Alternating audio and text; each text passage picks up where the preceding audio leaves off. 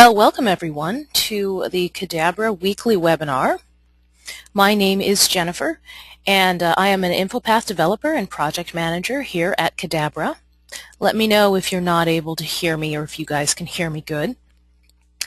And for today's webinar, I'm going to be talking about how to build a fairly basic leave request system that has integration with Outlook to send email notifications to users and managers to alert them that leave requests have been submitted, and also using SharePoint to automate some workflows for approval or rejection of these leave requests.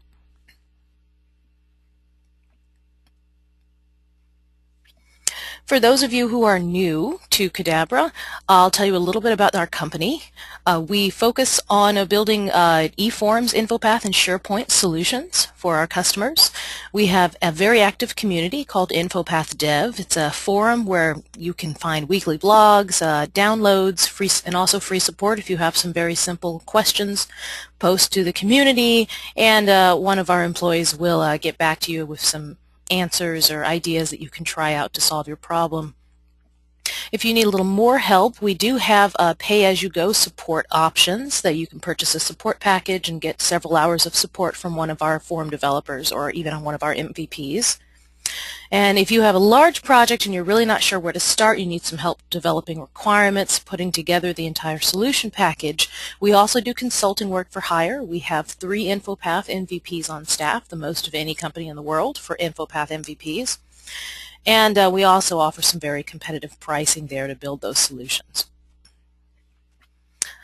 Okay, let's jump into the what of the webinar. So we're going to be talking about building a leave request system that at its heart automates the leave request process. So employees can submit leave requests, their managers can approve or reject these leave requests. It also will allow for automated management of vacation time balances. So if you start out with a certain number of vacation hours at the beginning of the year, the system will automatically update that depending on which leave requests are approved. And so it can automatically detect when you're out of leave or if you're getting low on leave, and it'll let the employee know how much leave they have left when they go to submit a new leave request. The leave request form itself will calculate the number of work days, and it will automatically exclude weekends. So if you're trying to calculate based on a start date and a return date how many hours of leave there are, that calculation using QRules actually will exclude weekends from the calculation. When you're opening up the form in admin mode or in manager mode, it will show overlapping vacation requests, and essentially it shows all of the approved vacation requests in the system, so you can scan that and see which employees are requesting vacation very often, how much vacation they've requested recently. And we're also going to dive into some SharePoint workflows that are used to handle the approval and rejection of the requests, and also the email notifications that go to the employees and to the managers.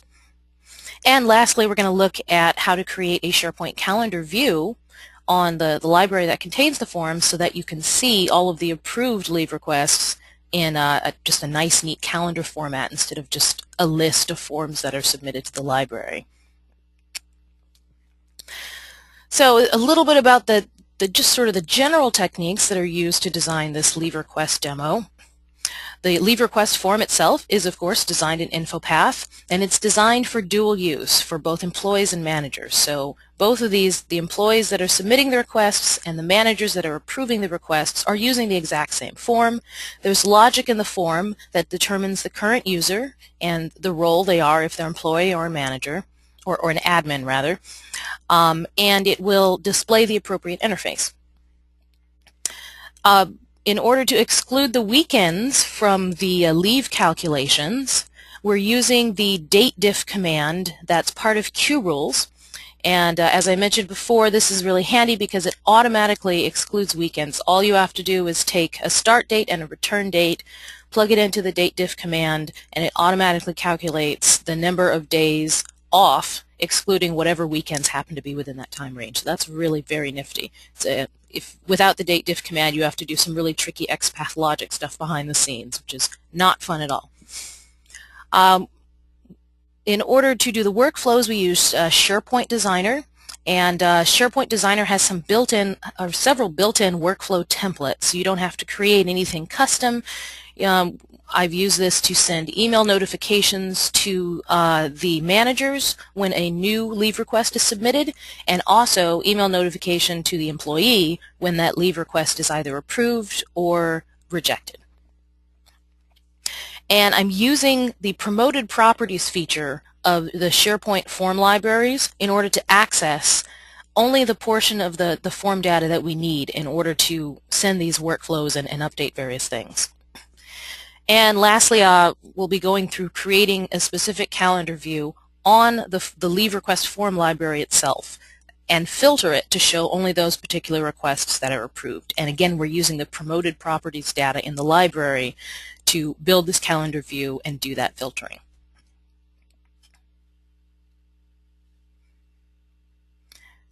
Okay, so I'm going to launch into the demo right now. I just want to give you an overview of all the different components that are involved. So we have a leave request form, and we also have a list that keeps track of the PTO balances. And we also have a list of admins, and admins are the people who can approve the form. You can also use Active Directory or SharePoint User Profile Services for this. Same thing for the list of employees and managers that I have. The reason why my demo doesn't use Active Directory is because then I'd be stuck sending these email notifications to my actual manager, and I wouldn't actually be able to bring them up on my computer and show them to you. So I've created these lists behind the scenes listing myself as employee, manager, and admin so that I can show you the whole system. But you can very easily use SharePoint Profile Services or Active Directory if you have that already at your organization. And that's going to be an easy way to get a list of all of the employees, and usually in Active Directory your IT staff have set it up so that there's a manager field or an HR admin field or something like that, and you can use those fields instead of building your own lists to manage behind the scenes. And then we're also going to take a little bit of a look at the SharePoint workflows that I've built. Okay, enough talking. Let's launch into the demo. And let me first make sure that I am not an admin in the system. I'm going to be switching back and forth between non-admin and admin role. So I am not an admin right now. And so if I were an employee, I would open up a leave request form. And normally we'd have a fancier interface where they wouldn't actually be going into the form library to open up the form, and this is just a demo, so it's a little bit bare bones. So here I am, employee Jen Lindsay. I have the coolest manager in the universe. And at the top here you see a summary of my PTO hours. It tells me that at the beginning of this year I was allocated 80 hours of PTO, and that right now I have 72 hours remaining. So this is good information. If I wanted to take 3 weeks off, I could see very clearly that I did not have enough leave to take 3 weeks off. So in order to enter my leave request, I simply enter the start date. I'll just choose today. It really doesn't matter. And you can also add logic to this if you want to prevent people from selecting past dates as well. Although sometimes you don't want to do that because sometimes people may need to take emergency leave and they don't have time to fill out the leave request form, so maybe when they come back from the leave you allow them to enter those past dates. So that's really a judgment call up to you and what your organization does. Okay, I'm going to select the return date. I'll return tomorrow.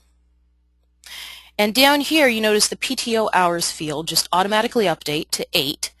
So it's showing that I'm basically taking off today the 9th and coming back on the 10th, and that counts for 1 day or 8 hours worth of leave.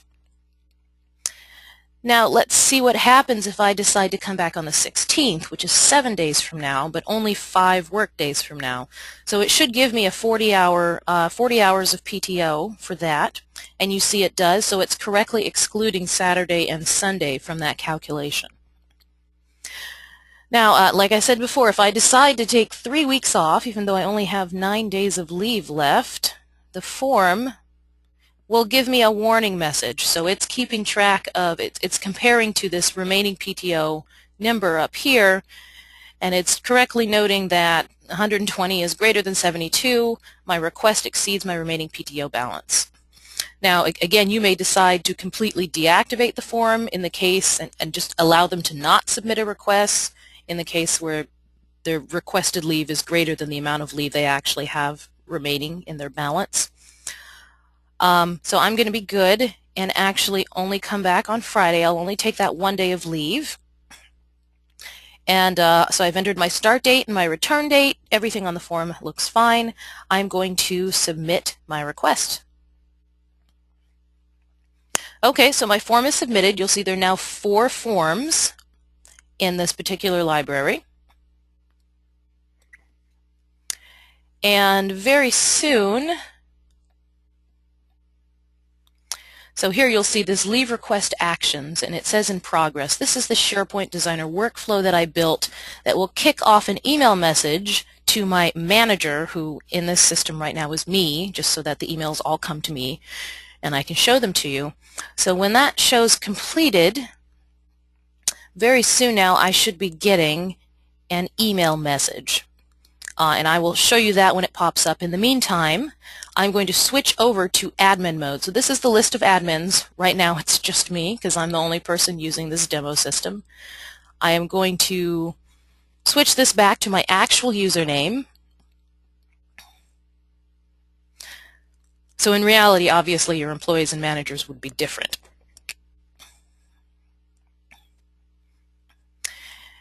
And let me check my email and see if that has popped up yet. Not yet. It might be running a little slowly today.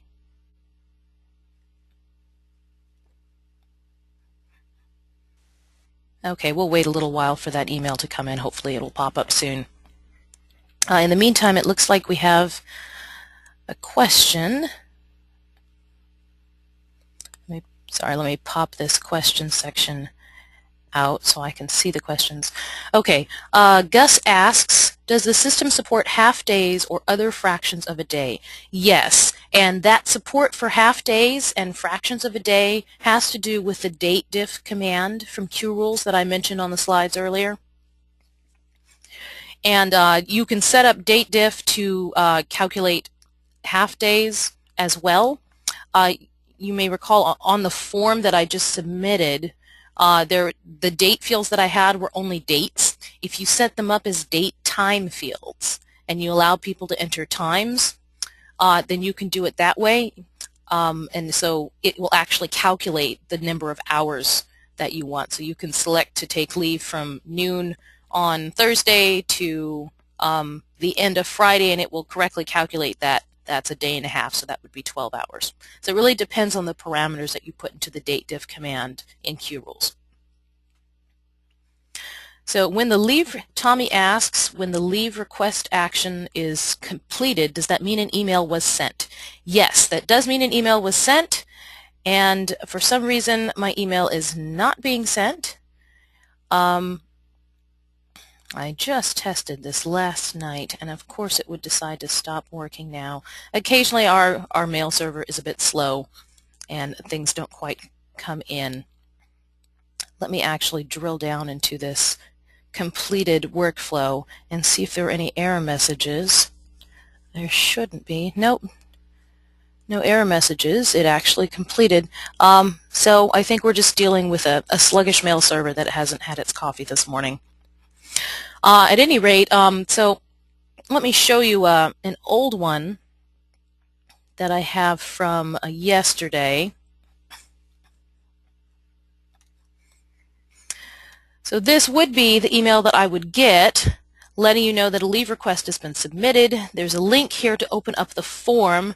This is actually not going to work because it's an old form that no longer exists in the system, unfortunately. But you would click this link and it would open up the form that was just submitted. So as an admin, I'm actually going to go into the library and open up this form that I just submitted.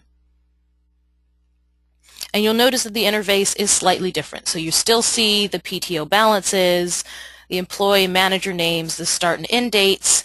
But down here we have some interesting interfaces. The button has changed into an approve or reject button. And we've also included a list of existing approved requests. And this shows only the approved request. So you may remember there were 4 forms in that library that I just opened up this one from. Only 2 of them were actually marked approved. The 3rd one was marked rejected, and the 4th one is the one that we're looking at right now, and it's marked submitted because it hasn't been reviewed yet. So I could see down here that I have also requested leave on the 13th and also on the 6th, and that another employee, Mel, has requested leave on the 16th. So this will show all of the approved leave requests in the system, and that's just for the admin to review. It's additional information that they can see while they are deciding to approve or reject a particular leave request. Okay, we've got another question. Is there a profile section that you can use to set your time? We use 7.5 hours instead of 8, and I would like days to be viewed instead of hours.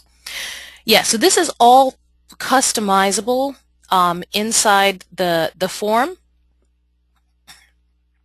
And let me actually show you the form template, if I can. There we go. So I'm doing everything in calculation fields behind the scenes. And what's going on is I'm pulling in this information from a secondary list called the PTO hours list that I have here. And the idea is that at the beginning of the year, you would populate this list. Maybe you create it from an Excel spreadsheet, and it would have whatever your starting PTO hours are. And then as forms are submitted, it updates the amount of PTO that's been used up, and then remaining PTO is just calculated from that. So that's where those numbers are coming from. Now, as far as using 7.5 hours instead of 8, I am actually doing a calculation in here. So this is the PTO hours field, and let me just open this calculated value up. Oh, okay, that's not where I did it. Hold on, guys. I wasn't entirely awake when I designed this form, so I have to remember exactly how I'm setting this. Okay, I am setting this, there we go. So I am setting this, I am setting the PTO hours field. I have a rule that runs on the date fields, so it's keeping track of whether or not both date fields are filled in. And when the user has finally entered both dates, it then calculates the PTO hours field. And Greg, here's how I'm doing that. So I'm actually calculating, I'm using the DateDiff command to calculate things in days, and that those days get populated in this result field here. That's how QRules works. And then I'm multiplying it by 8. So if you wanted to modify this to use 7.5 hours, you just use a 7.5 multiplier here instead. Okay, how did I pull in historical approved requests? Let me get to that. How did I do that? Sorry guys, I haven't had my coffee this morning. Pulling in historically approved requests. That is done down here. So I'm doing that. What I've done, so you may notice in the leave request, let me open up the leave request library again. Let me see if I can find it. Give me 1 second to pull that up.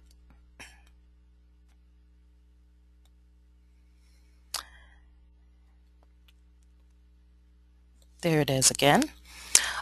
So you'll notice I have all of these promoted properties that are here, and I've essentially promoted all the information that I need for my workflows to run and to pull in the historical requests. So what I've done is create a data connection to the leave requests library, and it pulls in bits of information corresponding to those promoted properties.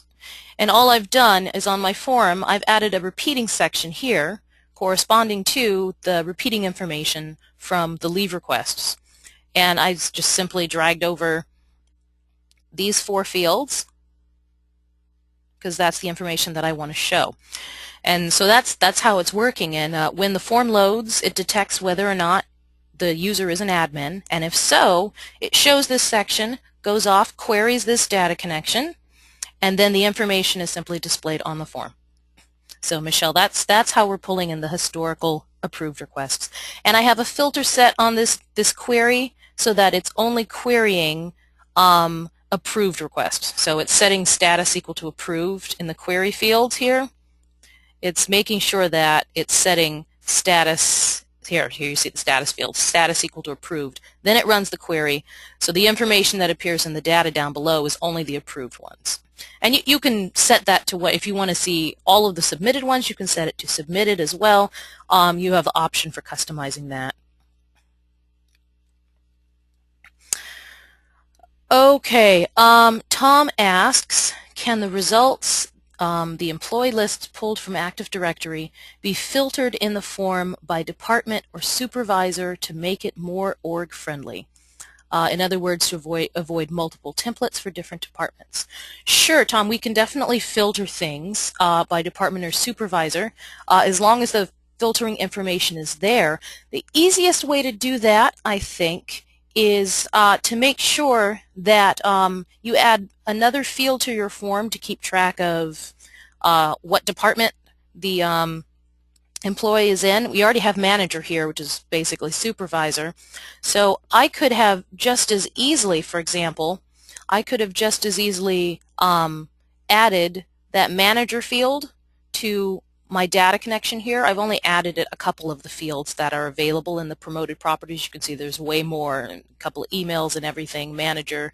So I've only added the fields that I wanted to display on this form. If I added the manager field here, I could have filtered my query based on manager, and then the information displayed below would be filtered only for that particular employee's manager, or the manager corresponding to the admin. So you can do, it really depends on what fields are available in the promoted properties. Anything in the promoted properties you can filter on. So as long as you're including that information there, then you can filter on it in the form so that your admin only sees whatever you've decided to filter on.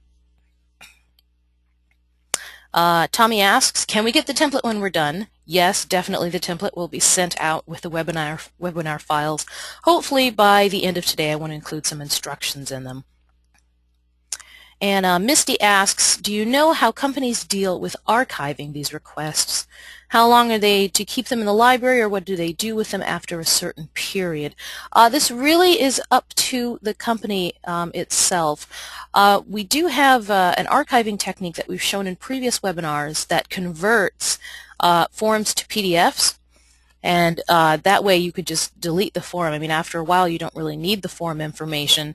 You can simply convert the forms to PDFs and download the PDFs and zip them up and archive them somewhere and delete the forms from the library.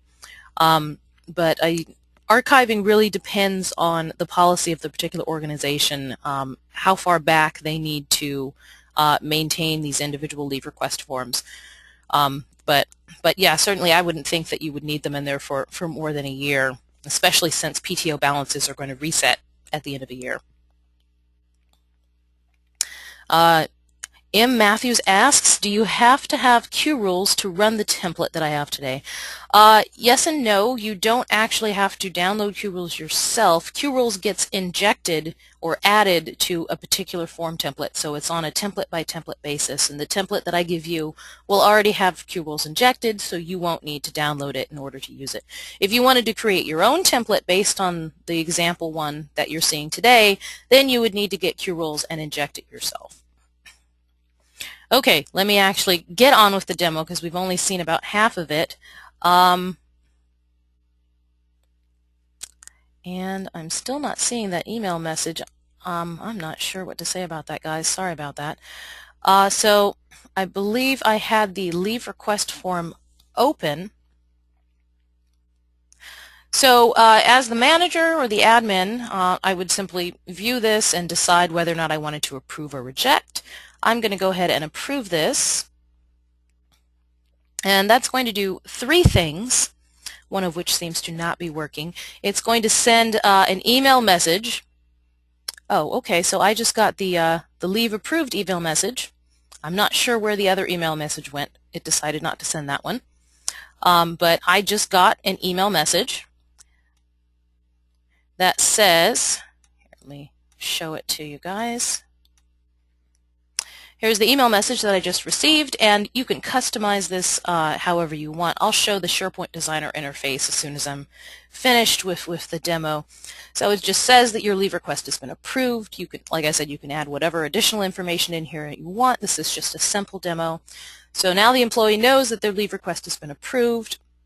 Behind the scenes, you'll see that status has now changed from submitted to approved.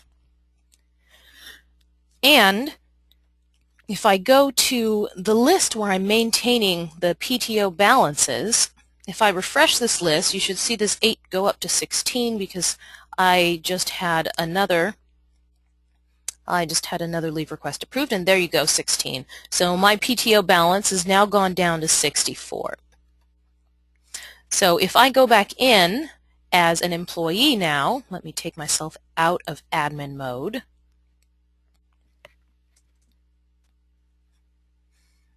Okay, so I'm now an employee in the system again. If I go in and open up a new form, I should see my new leave balance now says 64. So I still start out with 80 at the beginning of the year. That number's never going to change. I now know that I only have 64 hours left. Okay, so the last thing is creating a calendar view, which I've already done here. This is actually the same leave request form library that you just saw over here. All I did was go into the library settings and create a new view, and instead of choosing standard view, which is the standard list view, I just chose calendar view. I gave it a name. I just named it calendar. And you have to specify the time intervals that correspond to the actual calendar entries. So we conveniently have a start date and a return date because I promoted those two fields as promoted properties in the library. And the rest of these fields are really up to you. The most important thing is the start date and the return date are listed as the time interval. And down here under filter, I simply selected, let's see, there we go, status is equal to approved. So I'm filtering to show only approved leave requests, and I've correctly set the start and return dates for each one of them. I'm not actually going to go through and create another calendar view since I already have one here. So here's the calendar view as it was before we started the webinar. These were the 2 approved requests that were in the system. If I refresh this, you should see the third one pop up on the calendar, and there it is, the one that I just approved running through this demo for you today. So that is the full demo. I want to actually open up the SharePoint Designer after I take care of these 2 questions. And okay, so Tommy says, what happens to the balance when you decide to cancel your request? I think you mean if the admin or the manager rejects the request. In the case of rejection, the user would get an email that says your leave request has been rejected. Oh, after approval. So canceling the request after approval would require building an additional workflow in for the users to reopen their form and cancel. That actually didn't get built into this demo. This is just an introductory basic leave request system, but all you'd need to do there is just create a cancellation button and add that with the logic to change the status. So all you'd really need to do to cancel is create a new status, just call it cancel, and then when you click that button, call it the cancel button on the form, it would change status to canceled, and that would pull it off the calendar because the calendar is only filtered to show approved requests. And you could also set up another SharePoint workflow behind the scenes to send an email to the manager to say, you know, your employee has canceled this particular leave request. So that's just more of the same. Let's get to, Mark says at the bottom of the approved email it said rejected. Did it say rejected?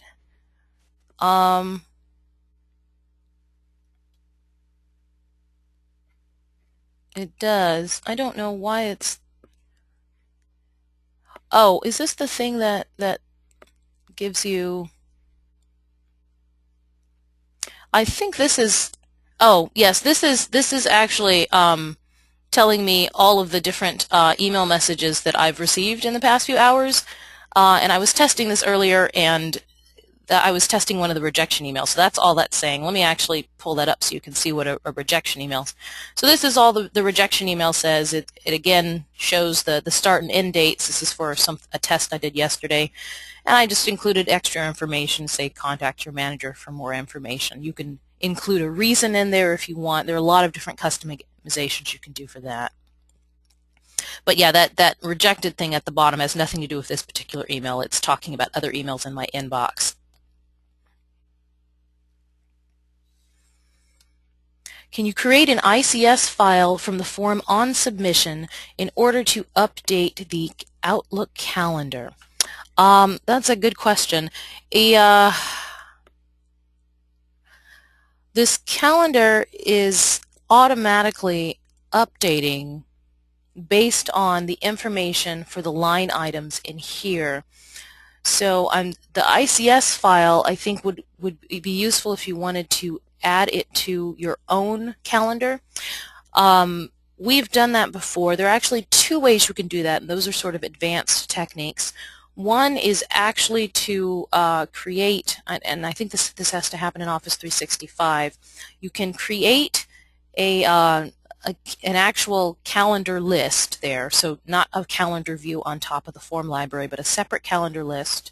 You can use QRules Submit to SharePoint List to submit all of this information that's in the promoted properties to the list instead, and you can sync that calendar list with your own Outlook calendar. And we actually have done that behind the scenes for our own Cadabra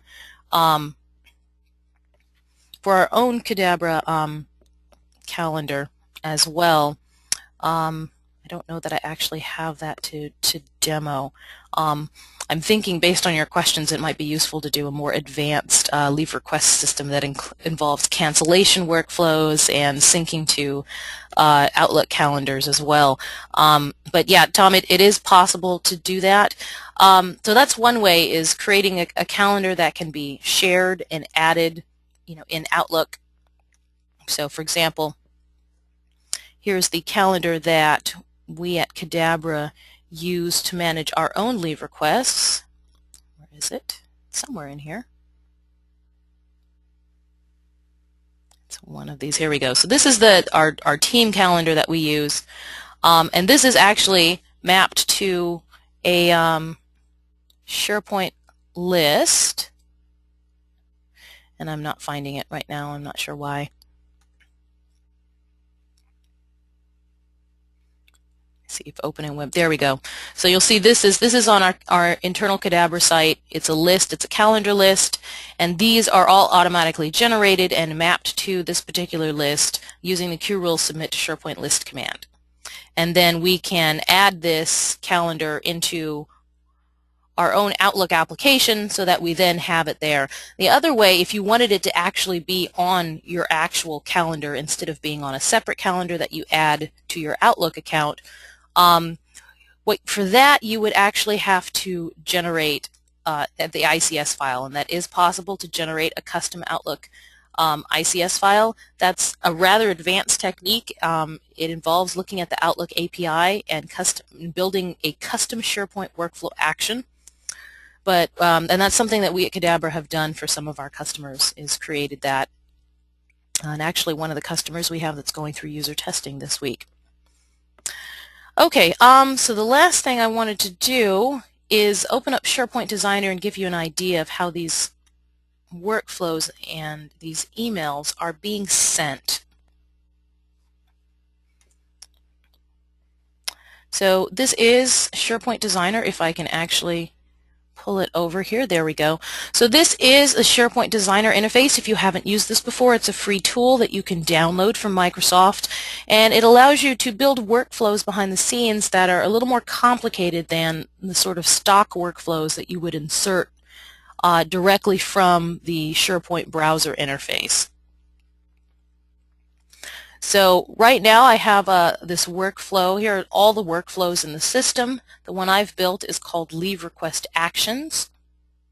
And I've set this workflow to start automatically when an item is created. So it runs when an item is created, which is basically when the user first submits the form. So they've submitted a leave request. And it also runs when an item is changed. And the change takes care of when the admin opens up an existing form and either approves or rejects. That changes that status column, which will then kick off the same workflow. So inside this workflow, I have 3 actions to take care of the 3 cases. The first one keeps track of where a status is equal to submitted. And in that particular one, I have used the email template, email workflow template that comes with SharePoint Designer. And in here, the SharePoint Designer is connected to your site. It sees everything that's on the particular site that you've decided to connect to. So in here, I have actually connected to the manager email field that is in the leave request. Let me close this and get back to the list view. So I've connected to the manager email field that's in this list in this particular workflow. So I'm going to send the email to the manager, and I have customized the subject line as well. So I have leave request submitted by, and here I've added the variable that pulls the employee name from the promoted property. So it's pulling this information here, the employee name, from the employee column. And then finally, I've typed in information into the body of the email. Again, I've included the employee field. And I've also included a link to the actual form, and I really wish that email had popped up in my system. And I'm really not sure where it went. So I'm sorry about that. But here I've actually customized a link. And I can send the information for how I customize this link that when clicked would actually open up the form in browser mode. So that way the admin who gets this email doesn't have to find their way to the library and then scroll through the list and figure out, okay, which form is the one that actually got submitted, and then approve it or reject it. So they can simply click that link and go straight to the form itself. I have 2 other actions down here in this workflow. The other one keeps track of when the status is equal to approved. This is where I'm updating the PTO hours. So I'm doing that in here. I'm updating the used PTO field with the value that was calculated in the form. So that's what's going there. And it's looking up the particular entry in that list based on username. So it goes to this list, it finds the GenLin username, and then it knows to update this particular entry in that list item. And it also sends an email to the employee, lets them know, that the leave request has been approved, and gives them the start and return dates. And like I said, you could add additional text down here. You can add additional fields. You can let them know who their manager is again, or who approved the request. So anything that's available in these promoted properties is accessible through SharePoint Designer and can be included in the workflows. And the final item is when status is rejected. You'll notice we're not updating the PTO hours here. We're just leaving them the same because it's been rejected. And we simply have another email that goes to the employee letting them know that the leave request has been rejected. And again, you can customize this as well. So that is the entire system. Are there any additional questions on what you've seen here today? I almost feel like filling out another form real quickly to see if I can get that workflow to kick off that sends the email to the manager.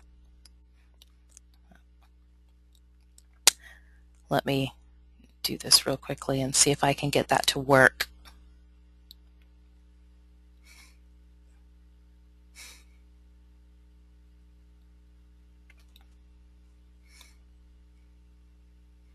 Okay, well, we'll see if I actually get an email before the end of the day. So I see no additional questions, and so I will switch back. That's the end of the demo for today. If you'd like to get the files for this particular webinar, and that will include the slides as well as the leave request form template and a bit of instructional material on all of the different connections that are in there, and also information and hopefully some screenshots on the workflows that are in SharePoint Designer. And for all of you who have attended the webinar, this information, these materials are free. If you've missed any of our other webinars and you'd like to get those materials, it's just $29 and $199 to subscribe annually to get access to any of the webinar kits for that particular year.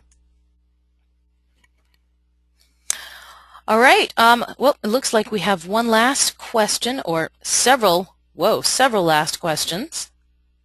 Let me address these before bidding you adieu. Okay, Nikhil asks, between start and end date, currently it is calculating weekend holidays, but what about national holidays like Thanksgiving and Christmas, etc.? Okay, so that's a great question. The QRules DateDiff command does allow you to use, to include special holidays. You do, however, need to indicate these holidays manually. And you would do this by including a resource file, and I'm currently trying to find the information on that.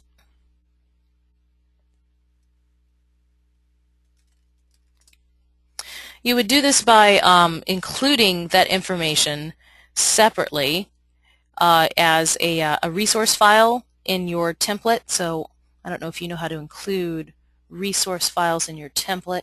You would go to Data, Resource Files, and simply upload it through this component. And that would include the holiday dates that you wish to exclude. And so that way you can customize them. Not all companies get off all holidays. So you could customize it that way, and then the DateDiff command will take into account all of the holidays that you've specified. Okay. M. Matthews asks, can the system find the manager from the employee profile to email? Yes, it absolutely can. If you use Active Directory or SharePoint Services, you can do a lookup there and find, as long as the manager is specified, you can do a lookup on the manager's name and then find his email address. So yeah, whatever fields are actually available in Active Directory or SharePoint User Services, you can do all of your lookups in there. And you missed the template address to download. Don't worry, everyone who has subscribed to this particular webinar will be sent a special link to the files that I've shown here today. Is there a QRules package that has to be used, or do you just sell them as separate packages? So for this particular template today, it comes with QRules already built into it. So you can continue to use this template and customize this template if you want. If you wanted to build a new form from scratch, we do have a QRules trial that you can download, and I think that works for about a month, so you can make sure that it does all that you're expecting it to do. Or if you wanted it to work past the trial period, you would have to buy a QRules license. Okay. King says PTO is often accrued and can't be used unless accrued. An additional feature might be to calculate an estimate of accrued time by the current date that would prevent requesting more than allowed. Yeah, so that's another thing that you could do if you have a particular formula. So in my particular system, I just assumed that where's my PTO? I just started out assuming that everyone gets their 80 hours of PTO at the beginning of the year. And usually in a lot of places, PTO accrues, so you may only start out with, I don't know, you may accrue 2 days a month or something like that. And so you don't necessarily get all of your hours up front. So if there's a formula that determines how fast you accrue leave, then you could build that formula into the PTO calculation. So if I wanted to schedule leave for July or something like that, it would be able to say, okay, today is the 9th of January, Jennifer wants to take 2 days of leave starting on the 4th of July, and then it can use that 2 days per month calculation and correctly calculate that. I'll have another, I can't do math in my head, that's another 12 days of leave or another 10 days of leave will have been accrued by July 4th, and it will add that to the PTO. So I think people usually start out with a PTO balance at the beginning of the year. So this starting PTO would simply reflect whatever balance they have, and then the calculations would add those 2 days per month or however much accrues inside the form. It'd be calculated depending on the start date that gets chosen and how far in the future that is. Okay, so in Matthew asks again, we use days and half days rather than hours. Where would I make that change? So right now my calculations are actually using days. Let me see if I can figure out where I'm doing this DateDiff command. You wouldn't know that I built the form by the way that I can never remember where things are. Okay, so here is the DateDiff command that I am using. And so I know this is really, really small. Sorry about that. So with DateDiff, date 1 is, just trust me that this is actually the return date field. And date 2 is the start date. And where all of the sort of slicing and dicing of hours and days is done in this particular component. So you'll see that I've specified component equal to weekdays. That's telling QRules to ignore the weekends when it's doing its calculations. I could have also said week hours instead. There are several options, and there's a QRules command overview that comes with the free download that you can get from our website. And if you look up the DateDiff command in there, it actually shows all of the different ones that you can use. So you can calculate weekdays, you can calculate hours, you can calculate minutes, you can calculate seconds. If you wanted to do half days, I would suggest using hours and and then allowing people to just accounting for 4 hours per half day. And another idea that you can use is including a checkbox that will allow people to indicate that they'd like to take a half day instead of a full day, and then that would automatically tell the DateDiff command behind the scenes that you only want to use 4 hours for that particular calculation instead of the 8 hours for the full day. Okay, I think we've finally run out of questions. So thank you very much for dialing into today's webinar. Immediately after leaving the webinar, you will get a questionnaire that's asking for your feedback. If you send that in, then you will be added to the list of lucky people who get today's presentation and the demo templates, and also some instructional information on the SharePoint Designer workflows that I actually can't send you because they're not neatly packaged into anything. All right, thank you guys very much and have a wonderful day.